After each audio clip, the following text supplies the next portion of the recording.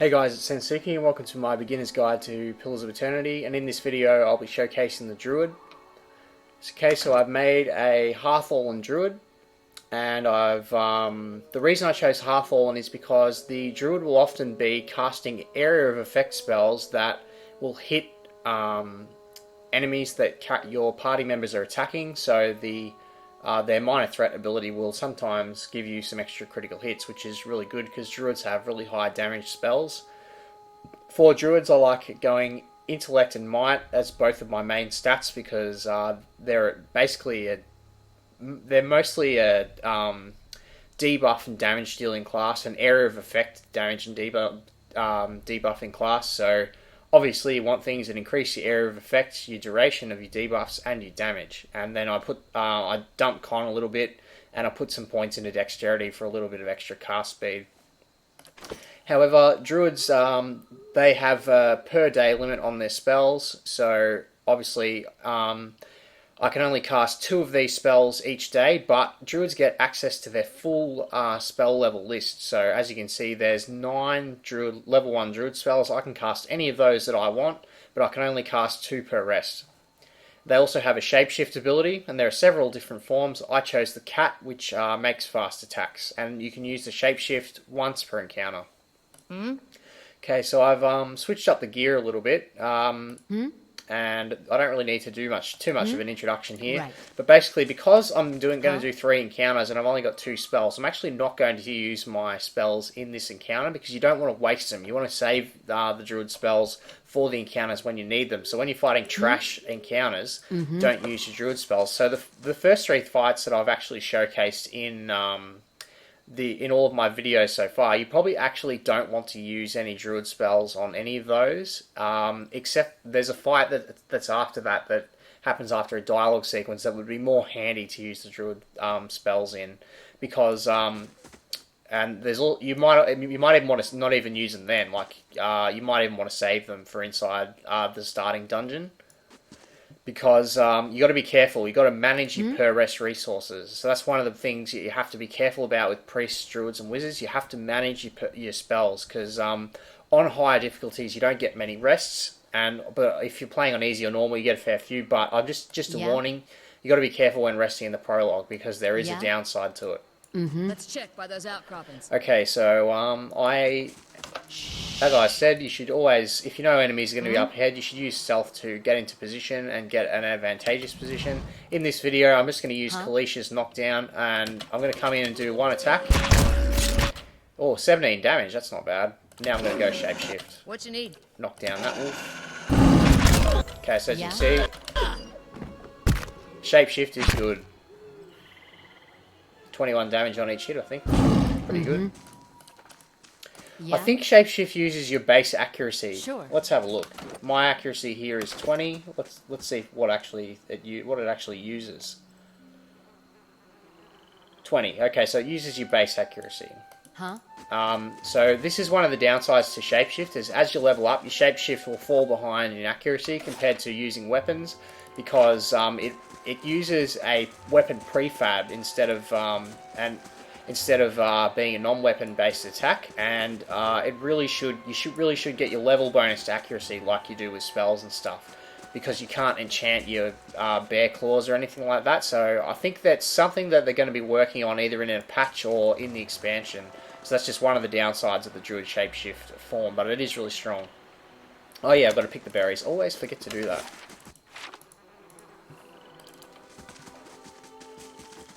Yeah? This is it.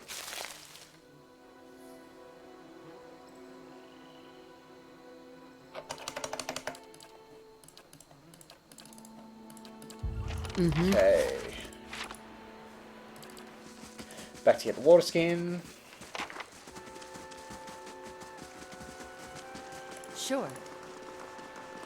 What a surprise. Sparfle went hunting. Now, instead of rushing through this area, I'd actually explore the whole thing, because the map is that big. There is stuff down here, and I haven't actually looked up there. I think there is a couple of things up there, and apparently I heard one of the developers that Obsidian developers that doesn't work on the game say that there is actually a firearm hidden somewhere in this level. I don't know if that's still true, but he said at one stage there was a firearm hidden in the level. So in order to find it, you have to have a good mechanics score, and you have to be in stealth mode and looking around.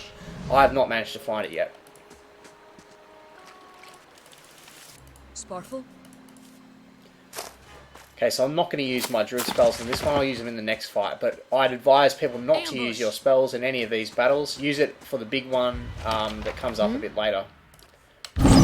And also, don't use your shapeshift early like I just did if you're in a big fight. It's okay to use here because there's only 2 enemies. But in a big fight, you want to save your shapeshift for later on because it's got a short duration. What is this? Cat flurry attack. Let's use that.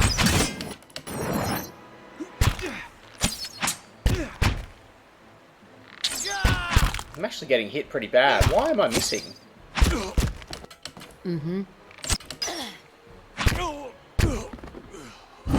Had some bad luck there. Come on, we have to get back to camp. Oh.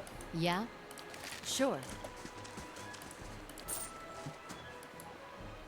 Let's have a look at why was I missing. Just bad luck. So I've only got 20 accuracy and that guy had 40 deflection. Sometimes it doesn't go your way. Alright, so now I am actually going to use my spells. Yeah? Let's see what I've got. I know Dancing Bolts is really good. Tanglefoot's also really good. Actually, does that attack reflex? Yes, it does. Okay, so what I'm going to do here is I'm going to do a combo. I'm going to use Tanglefoot, which hobbles enemies, and that reduces their reflex defense by 20. Then I'm going to attack that reflex with attack them with Dancing Bolts, which attacks reflex. Their reflex will be reduced by 20, so this will have a higher chance of scoring a better attack resolution like critical hit. There's also a few other spells that I probably could use. That one attacks Fortitude. What does that one do? That attacks Deflection. So I think Tanglefoot and Dancing Bolts would be a good combo. Sunbeam would also be a nice one. What's the AoE of that? No, that's not big enough. So I'm going to use that, because look how big it is. Alright, so let's go. Okay, so now I'm going to teach you how to aim big AoE spells. So when you're casting a damage spell like this, it's fine to cast it on top of your allies like that, but this isn't a damage spell. It's a debuff. So what you want to do is you do not want to aim it on your allies at all, because if I do, it will hit Kalisha, even if she's in there. The UI for this is still a bit wonky, and it's giving misleading information. So I'm going to aim that over here. Huh? Okay, so they've actually nerfed the range of that spell. As you can see, that if I go up the top, it says hobbled 5.2 seconds up in the top corner.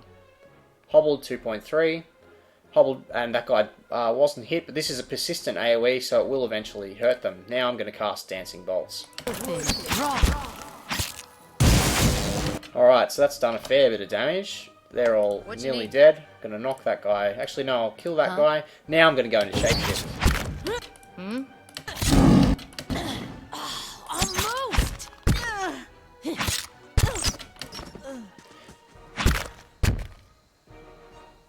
Right. Oh, yep, so there I got hit by the hobbled effect. Alright, so that's how you stack up your Druid spells. So I use both of those, but you wanna cast a debuff first, and then cast a damage spell on top of it that attacks the defense that the enemies are debuffed by. So cast a debuff that reduces Fortitude, then attack Fortitude. Cast something that reduces Deflection, then attack Deflection. That's how you use the Druid spells properly and synergize them. So now I'm going to go through and show Druids leveling up. Just going to skip skills. Okay, Wild Strike is it grants a passive damage bonus when you're in your Shapeshift form. So it gives you plus 30% damage, which is pretty good. I think that's a proc, so it's not actually a damage multiplier. It's like 30% of your total damage, so the more damage you do, the more you get. Wild Strike used to be only 10%, so I don't actually know if that's going to be great, but Tim Kane, one of the programmers on the game recommends Wild Strike Corrode, which is a good idea because most armor in the game is weak against Corrode, so that's not a bad choice. However, yeah, for a druid, there's not really much choice because most of the time you're going to be doing shapeshifting. So for talents, it's a bit hard to pick something because yeah, most of these are weapon based stuff. Then you've got your defensive things. So you could increase one of your defenses. There's a few utility talents. Actually, yeah, there's a few good ones in here. So the Spirit of Decay, Secrets of Rhyme, Heart of the Storm, and Sign of Flame, they all increase your damage with certain elemental types. So that one increases your burn damage. So I cast a shock damage before, so I could get Heart of the Storm to boost the damage of that spell. But I think for level 2, Wild Strike Corrode might be the best choice, so I'm going to go with that. For level 3, I'm just going to skip skills again. You don't actually get to pick anything because you get a new level of spells. So these are your level 2 spells, and you get 8 of them. There's Autumn's Decay, Blizzard, Burst of Sun Flame, Conjure Lesser Blight, Firebrand, Hold Beasts, Insect Swarm, Taste of the Hunt, and Woodskin. Blizzard is actually really funny. Have they nerfed the damage of it? It won't let me see. But that one is hilarious, and I think it's overpowered, but then they're going to be nerfing some of them. And then at level 4, I think it unlocks more talents. So you can actually upgrade your Wild Strike to plus 45%. And at level 4, you get bonus spells. I would recommend taking these because you get plus 1 level spell uses per day, which you need as a caster. So I would recommend those. And as you can see, there's now more talents in here. It's unlocked pretty much everything. So there's a bunch of other stuff you can do. And I actually think that stuff like Vulnerable Attack and Savage Attack and Bloody Slaughter, all that kind of stuff works on spells. So there's a lot more choice in here now. So I'll let you discover that for yourself. But hopefully this guide was a good introduction to playing a Druid. They come into their own a bit later on when they've got more spells. Because early on they're a bit limited by their per rest stuff. So you've got to be careful about when you use the Druid spells. Thanks for watching, guys, and look forward to the next video.